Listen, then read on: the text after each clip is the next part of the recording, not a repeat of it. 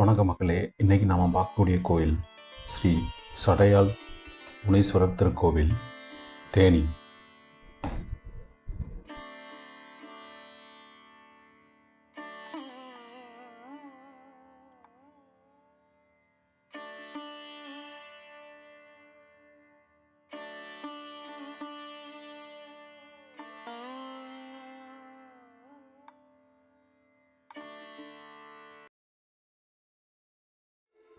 கொட்டகுடி ஆறு,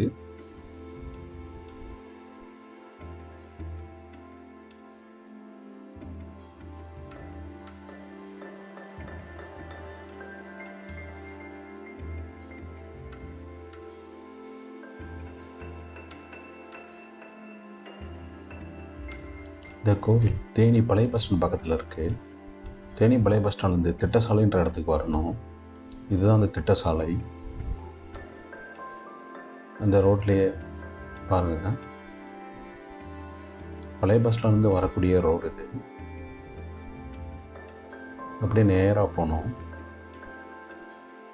பாலத்து பக்கத்தில் ரைட்டில் திரும்பி அப்படியே நேராக நம்ம போனோம் இந்த கோவிலுக்கு. இங்கேருந்து ஒரு வாக்கபிள் டிஸ்டன்ஸ் தான். நீங்கள் வண்டியில் வந்தீங்கனாலும் ஷேர் ஆட்டோலையும் வரலாம், பக்கம்தான்.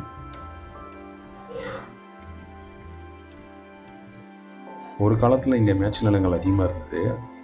இப்போ பார்க்கலாம், நீங்கள் ஒன்று கூட ஆடுகள் மேய்ச்சிட்ருக்கிறத. கரெக்டாக இந்த இடத்துக்கு பக்கத்தில் நேராக ஆப்போசிட் பார்த்தீங்கன்னா இந்த கோவில் இருக்குது.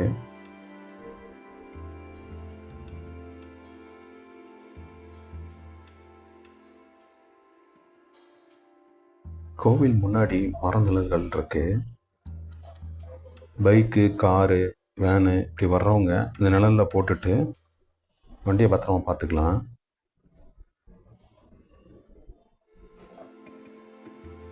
இந்த கோவில் சுமார் ஒரு 300 வருஷமாக இருக்குதுன்னு சொல்கிறாங்க. இந்த கோவிலை ஒட்டி கொட்டக்கூடிய ஆறு பாயுது. குறிப்பாக மழைக்காலங்களில் இந்த ஏரியா அற்புதமாக இருக்கும்.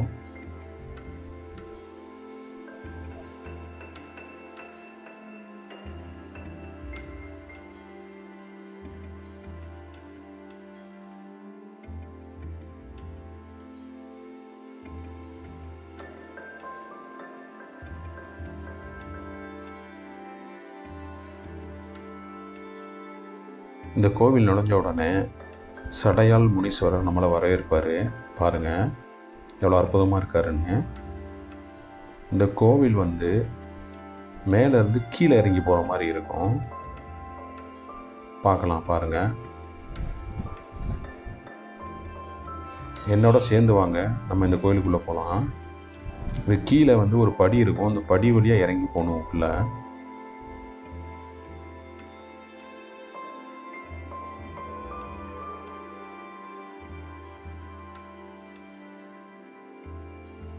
இந்த வியூ பாருங்கள். சுற்றி கோயிலுக்கு பின்னாடி ஆறு இருக்குது, நீங்கள் பார்க்கலாம்.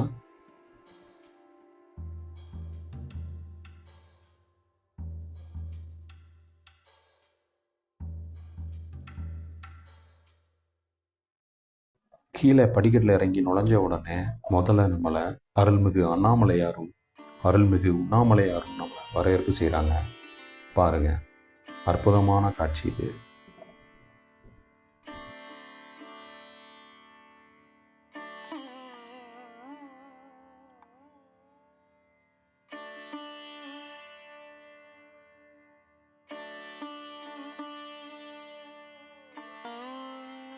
அதுக்கப்புறம் கொஞ்சம் உள்ளே போகும்போது நீங்கள் கருப்பசாமியை பார்க்கலாம்.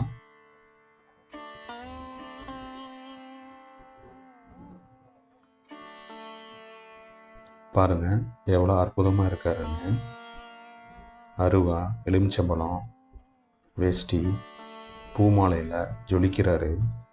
பார்க்க அற்புதமாக இருக்கிறாரு. சந்தன வாசனை அடிக்குது, விபூதி வாசனை அடிக்குது, அருமையாக இருக்குது. மன நிறைவாக பக்தியை தூண்டுறாரு. இது பந்தி தெய்வங்கள்.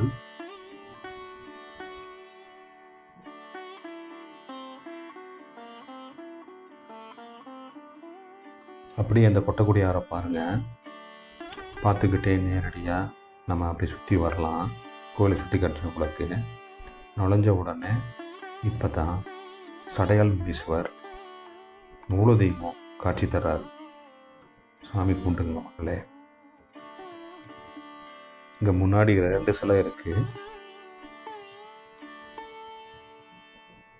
உள்ளே நுழைஞ்சு உங்களுக்கு இறையோட அருளை காட்டுறேன். சடையார் முனீஸ்வர் எவ்வளோ அற்புதமாக இருக்காருன்னு பாருங்கள்.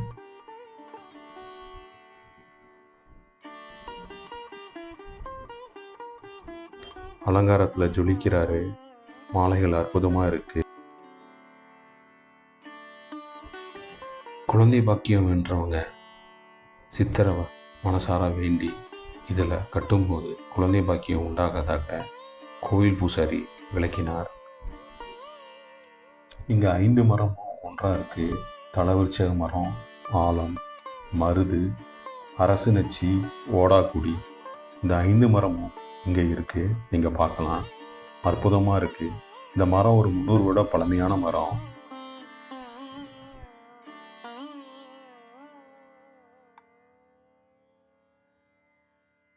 அதுக்கப்புறம் மேல் நோக்கி நடக்கும்போது நீங்கள் வராகியம்மனை பார்க்கலாம். பாருங்கள், வராகியம்மன் காட்சி தர்றாரு.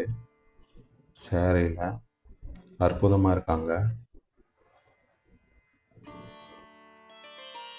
அடுத்த கடவுள் ஸ்ரீ ஜெய் ஆஞ்சநேயா.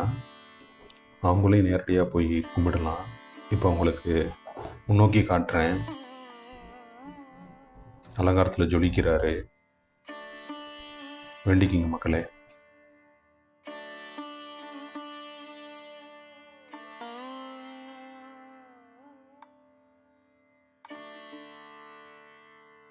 அடுத்து நீங்கள் சொர்ண ஆகாச பைரவரை பார்க்கலாம்.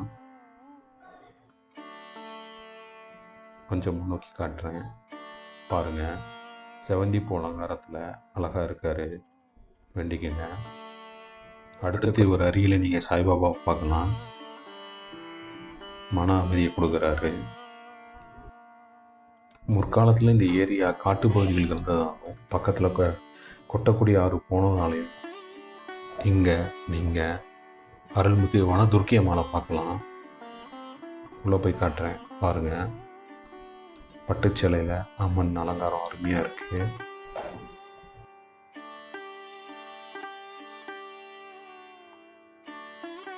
பக்கத்துலேயே நாகம்மாள் இருக்காங்க. நாகம்மாளை கும்பிட்டுக்கோங்க.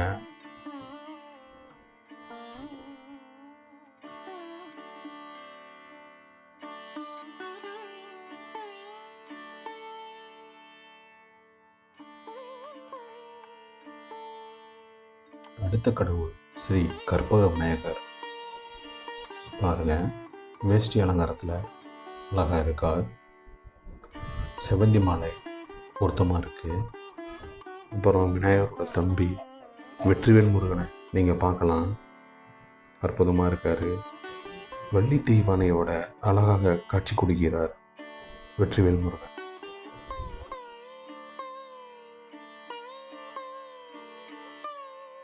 அதுக்கப்புறம் நவகிரகம் அங்கே இருக்குது. அற்புதமாக இருக்குது. ரொம்ப சுற்றுங்க.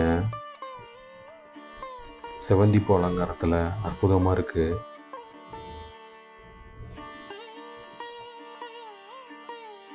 இந்த கோவிலில் இன்னொரு அற்புதம், ஊற்று தண்ணி. உள்ளே கூட்டிகிட்டு போய் காட்டுறேன் பாருங்கள். இங்கே அடியில், பூமிக்கு அடியில் பாறையிலிருந்து தண்ணி வந்துக்கிட்டே இருக்குது. கடந்த ஒரு 300 வருஷமாக இந்த தண்ணி எங்கேருந்து வருதுன்னு யாருக்கும் தெரியலை. இது ஒரு ஊற்று தண்ணி, ஆற்றுலேருந்து வரல. இங்கேருந்து வர்ற தண்ணி கீழ் வழியாக வருது.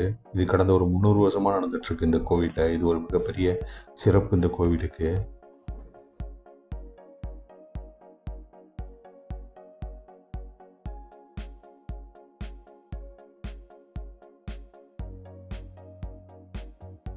இங்கே நீங்கள் கிடா வெட்டலாம். அதுக்கு உண்டான இடம் தான் இது. இங்கே சமையலும் செய்யலாம். இந்த கோவிலில் இருக்கிற முனீஸ்வர் ஒரு சைவ கடவுளாகும். அதனால் இங்கே கெடா கருப்பசாமிக்கு தான் வெட்டப்படுது. கருப்பசாமிக்கு தான் படையல் போடப்படுது.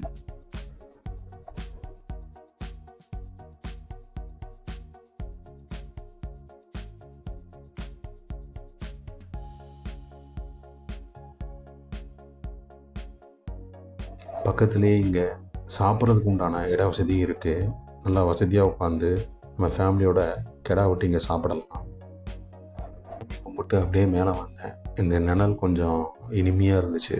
அப்படியே கொஞ்சம் நேரம் உட்காந்துட்டு அப்படியே மனசை அப்படியே ரிலாக்ஸ் பண்ணிகிட்டு இருந்தேன். இந்த கோவிலில் காது குத்துதல், கிடா வெட்டுதல், சேவல் வெட்டுதல் எல்லாமே இருக்குது. ஒவ்வொன்றுக்கும் கட்டணம் வசூலிக்கிறாங்க. இங்கே நீங்கள் திருமணம் கூட செய்யலாம். அதுக்கு உண்டான மண்டபமும் இருக்குது. இங்கே இருக்கிற இயற்கை காட்சியை ரசிச்சுட்டு அப்படியே சாப்பிட்டு நல்லா ஒரு ஃபேமிலியோட என்ஜாய் பண்ணுறதுக்கு உண்டான இடம் அது. வீடியோ பிடிச்சிருந்தால் லைக் பண்ணுங்கள், சப்ஸ்கிரைப் பண்ணுங்கள், ஷேர் பண்ணுங்கள் மக்களே.